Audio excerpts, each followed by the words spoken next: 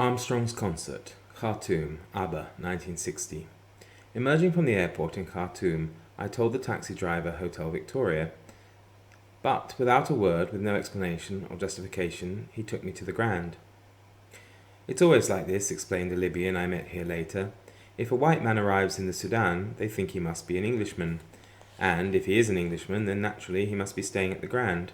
It's a good meeting place. Everybody comes here in the evening. The driver, lifting my suitcase out of the trunk with one hand, inscribed a semicircle in the air with the other, indicating the kind of view I would have, and said with pride, Blue Nile. I looked at the river flowing below us. It had a greyish emerald hue, was very wide, and flowed swiftly. The terrace of the hotel, long and shady, gave onto the river and was separated from it by a wide boulevard lined with old branching fig trees.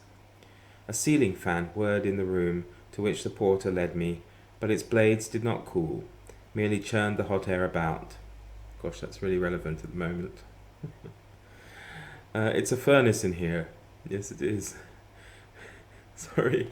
It's a furnace in here, I thought, and decided to go into town. I had no idea what I was doing. I had walked barely several hundred meters when I realized that I had fallen into a trap. The heat emanating from the sky above ground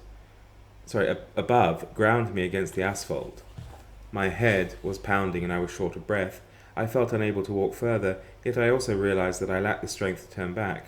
I started to panic. If I didn't find some shade soon, the sun, I was certain, would kill me. I began to look about frantically, but saw that in the entire neighborhood I was the only moving thing. Everything around me was lifeless, shuttered, still. No people, not a single animal. My God, what was I to do? The sun was beating like a blacksmith's hammer on my head. I could feel its blows. It was far to the hotel, and there was no building nearby, no entryway, no awning, no shelter. Finally I spotted a mango tree. It was the closest thing in sight, and I dragged myself to it. I reached the trunk and slid onto the ground, into the shade. Shade in such moments is something utterly tangible, and the body receives it as greedily as parched lips imbibe water. So, what's that from? Any ideas? No? Okay. Welcome to Book Time with Elvis with me, Mark, and another edition of Off the Shelf. And the book I've chosen to take off my shelf is Ryszard Kapuscinski's wonderful Travels with Herodotus. So if you haven't read it, read it. It is absolutely fantastic. That excerpt was taken from the chapter Armstrong's Concert, as I mentioned at the beginning. So what is this book? Well, I might as well just read you the blurb from the back and see if it's something you would fancy. Ryszard Kapuscinski was the greatest travel reporter of our time. Travels with Herodotus depicts his beginnings as an inexperienced young Polish journalist and reveals what drove him throughout his extraordinary life.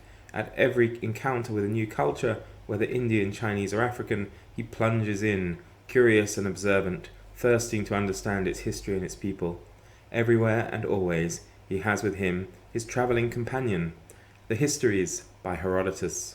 Here, in his final book, the thoughts of Kapuscinski and Herodotus, though separated by 25 centuries, are intertwined to produce a unique work of reportage and insight.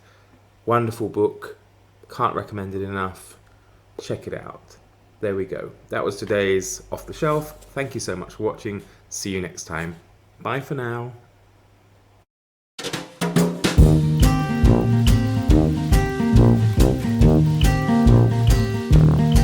Better